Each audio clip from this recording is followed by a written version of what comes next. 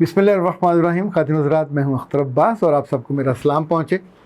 जैसे लोग अजीबोगरीब होते हैं, कुछ लोग, सारे नहीं होते, ऐसे कुछ बीमारियाँ अजीबोगरीब होती हैं जिनकी आज तक खबर ही नहीं होती, ना पता चलता है कि ये क्यों होती हैं, किस वजह से होती हैं। एक बीमारी ऐसी है जिसका नाम भी अजीब है, उसका नाम है मॉर्निंग सिकनेस। ये लड़कियों को और ख़ास तौर पे उन लड़कियों को होती है कि जिनकी प्रेगनेंसी के इब्तदाई दिन होते हैं। आज तक साइंसदान इस बात की वजह नहीं तलाश कर पाए कि ये मॉर्निंग सिकनेस क्यों होती है, नून सिकनेस क्यों नहीं होती, या इवनिंग सिकनेस या नाइट सिकनेस क्यों नहीं होती। पर इस सिकनेस में बच्चियों की जान पे बन आती है। अगर तो वो ससुराल में हों तो ऐसी ऐसी जालिम सासें हैं कि वो उस बात का टोटल इनकार ही कर देंगी। यानी जब ये मॉर्निंग सिकनेस है तो आपका दिल घबराता है, आपको स्मेल बहुत ज़्यादा आती है, हर चीज़ बुरी लगती है। खुद पकाना तो दूर की बात है, पका हुआ खाना वो भी आपको एक मतली आने लगती है, स्मेल आपको इतनी ज़्यादा फील होती है। ये अब तो लगता है कि ये नेचुरल चीज़ है जो उन्हीं दिनों में होती है। कुछ के साथ ये होता है कि 2 से 4 हफ्तों में, और कुछ के साथ ये उससे ज़्यादा हफ्ते ले जाते हैं। कुछ बेचारी बच्चियों को तो आखिरी महीने तक ये मतली होती रहती है और मॉर्निंग सिकनेस का वो शिकार रहती हैं। कुछ मर्दों को भी ये मॉर्निंग सिकनेस होती है, पर उसका ताल्लुक प्रेगनेंसी से नहीं है, उसका ताल्लुक कुछ और चीज़ों से है। ये चूँकि नीलम यास्मीन ने पूछा था कि मुझे मॉर्निंग सिकनेस का जब पता चला तो हमारे घर में अजीब कोहराम सा मचा। सुबह सुबह उठी, मुझे मतली हो रही थी और मुझे ऐसे लगा जैसे मेरा दिल डूब जाएगा, भूख से मेरा बुरा हाल था। मैंने अपनी मियाँ को ज़ोर से झंझोड़ा और उसे कहा कि मैं गई, मुझे सांस ही नहीं आ रहा और मुझे बिल्कुल जिसम मेरा कांप रहा था और मतली हो रही थी। तो मेरा मियाँ, चूँकि ज़रा वो भी नया नया अब्बा बनने वाला था, वो उसने मुझे पकड़ा, भाग कर निकला। तो इनके जो अब्बा हैं उन्हें, वैसे तो वो प्रोफेसर हैं, उन्होंने हिकमत का या दानिश की बातें पढ़ते रहने का चस्का और लपका था।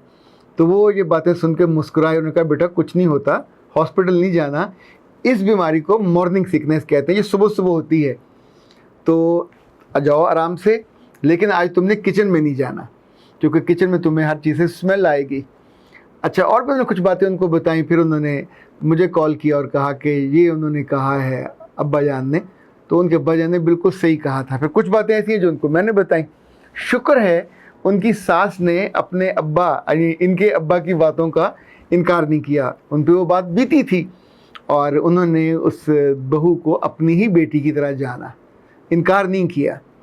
अब सूरत हाल ये है कि जिन बच्चियों के साथ ये मामला हो, जब जब फ्रेश प्रेगनेंसी होती है तो ना सिर्फ माओं को पहले बता देना चाहिए, ये एजुकेशन उनके मियों को भी होनी चाहिए। जिस घर में जो भी बड़ी छोटी, सबको पता होना चाहिए कि ये वक्त आएगा, इसको निभाना कैसे है, इसको फेस कैसे करना। ये चूँकि सालों से है, बरसों से, आलमोस्ट हर जगह ये होता है। कहीं तो ये नींद की कमी भी इसकी वजह होती है, लेकिन सिर्फ नींद की कमी या थकन या बेआरामी या पानी का कम इंटेक ये उसकी वजह नहीं है। ये अंदर जो हार्मोन्स की तब्दीली आती है वो वजह बनती है। उसमें एकदम से आपको हर चीज़ से तेज़ बू आने लगती है, मतली होने लगती है। इसलिए तो डॉक्टर ये कहते हैं कि जब ये कैफियत हो तो आप खाना खाने बैठो तो खाना खाने के फ़ौरन बाद उठ के नहीं खड़े होना। खाना मुकम्मल हो गया तो कीप ऑन सिटिंग देयर। जब खाना आपके डाइजेस्टिव सिस्टम का हिस्सा बनने लग जाए तो फिर उठिए, वरना उस वक्त भी आपको मतली हो सकती है। दूसरी बात जो तजर्बे से सीखी गई है वो ये कि ऐसी लड़कियां गर्म खाना ना खाएं, गर्म खाने से स्मेल ज़्यादा आती है।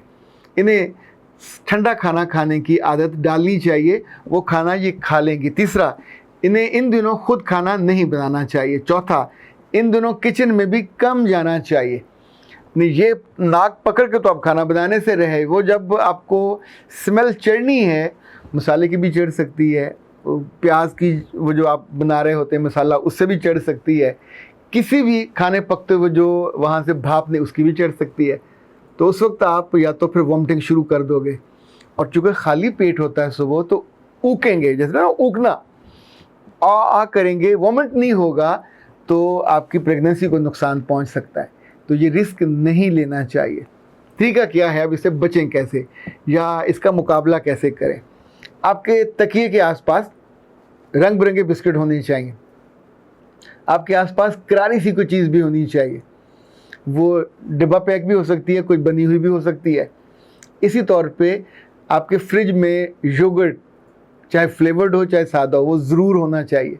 दूध और बोतल दोनों मिला के आप दूध सोडा बना के पी सकते हैं, ये ज़रूर होना चाहिए।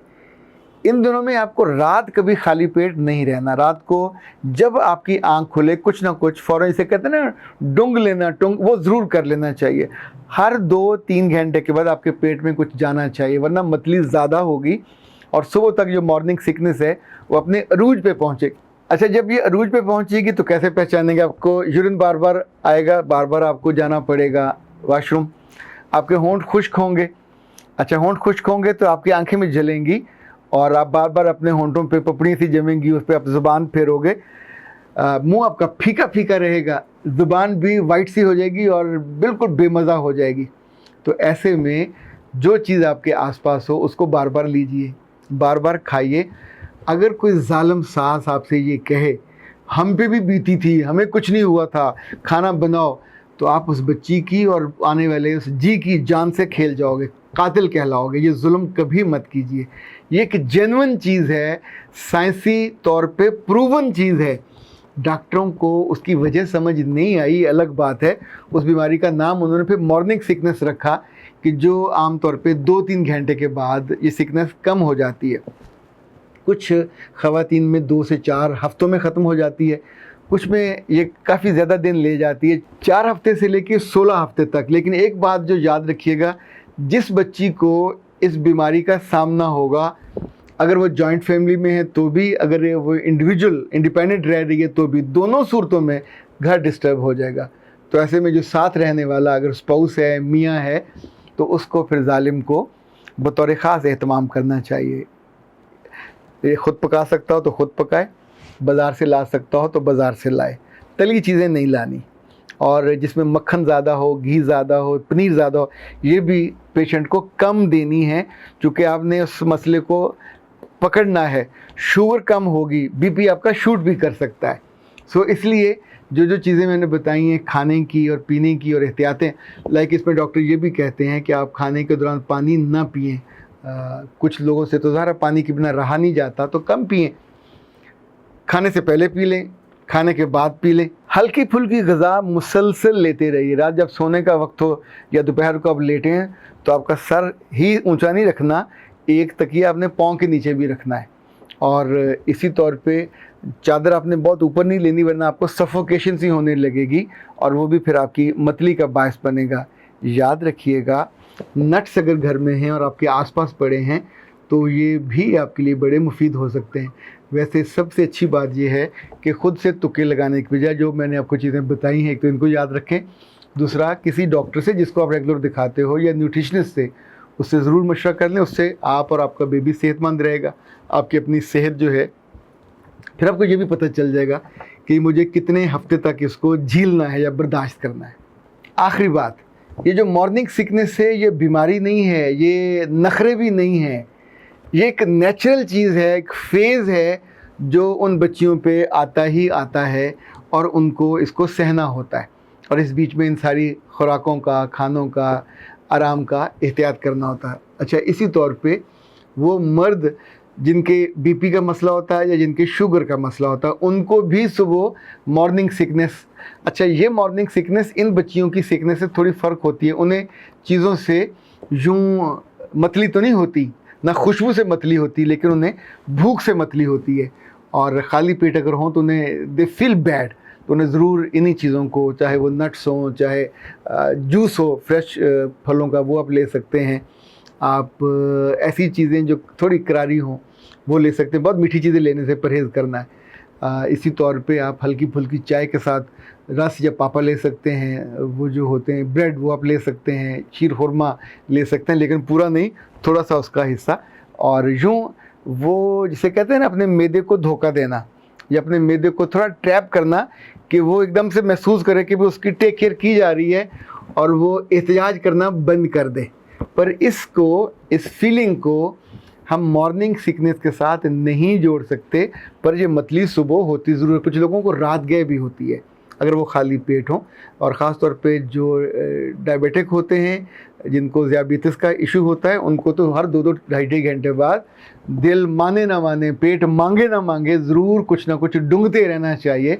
उससे आपकी हालत और आपके घर वालों की हालत बेहतर हो जाएगी। ये मर्द हों या औरतें, नखरे नहीं करते।